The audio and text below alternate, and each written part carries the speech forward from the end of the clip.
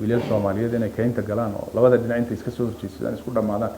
dadku xiiso oo ma qabaan in shiftanimo iyo nabadgelyo dib loogu noqdana dan oo ma dadka ururo dib kaynta ugu noqdo aan arkayay dooda ah dhahayo wiilashii way joogaan qoryihiina way joogaan dib baan kaynta ugu celin nabadda la qaatay qayb kamid nabadda la qaatay ururadu ay qaateen waa mid isla halgana iyo isla xisaabtana iyo dawlad dhiskeena muhiim u ah inay noqoto laakiin mid dawladda in lagu jalaafateenay in reer la isku dhigto hadii ceeb dawladdu ay leedahay loo arko waxay noqonaysaa arrintan arrin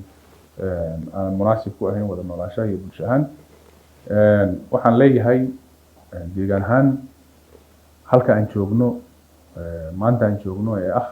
deegaanka ugu nabdoon dalka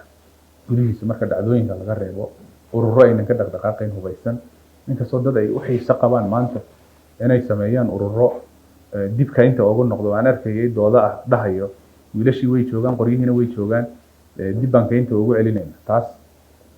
dadka dan oo ma aha wiilal Soomaaliyeed inay kaynta galaan oo labada dhinac inta iska soo horjeedsadaan isku dhamaadaan dadku xiiso oo ma qabaan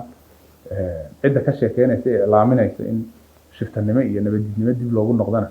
waa la dareemayaa inaynan ahayn cid midnimada iyo wada noolaanshaha iyo dawladnimada Soomaaliyeed horey loo wado dalka meel aynan ka jirin maanta duruuf caalamka colaadaha hareeyay dawladihii la dhahay waa dawlado horumaray horumarku tallaabsaday xaaladahooda iyo duruufooda maanta waan ognahay meel aynan waxba ka dhicin adduunka ma jirto meel walba dhacdooyin baa ka dhaca dhacdooyinkaas in la xakameeyo la maareeyo laakiin waxyaabaha lama taabtaanka ay tahay deegaanka Soomaalidu inuu jiro bulshada deegaanka Soomaalidu inay nabad ku noolaato dawladnimadeenu inay jirto oo aan samaysano jihad guud iyo midnimo inaan midnimo guud oo bulsho aan sameeyno dhowrkii sano la soo dhaafay waa la xaqiijiyay maanta magaceena iyo deegaankeena iyo bulshadaas wada noolaanshaheeda doorarka ururada rayidka ee bulshada dhalinyarta tahay haweenka odayaasha culimada golayaasha kale habkay wada shaqeynayaan waa la xaqiijiyay waxaan leenahay siyaasad ahaan cidda raadinayso waddo siyaasadeed ama ma aragtay ajenda siyaasadeed inay ka dhaxaburto dawladnimadeena dhaliil u raadiso in dawladnimadaas la dumiyo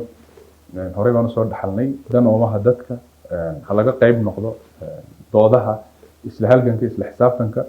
wixii anaguna dawlad ahaan in la hagaajiyo ama in laga gaabiyo ay tahay diyaar baan u nahay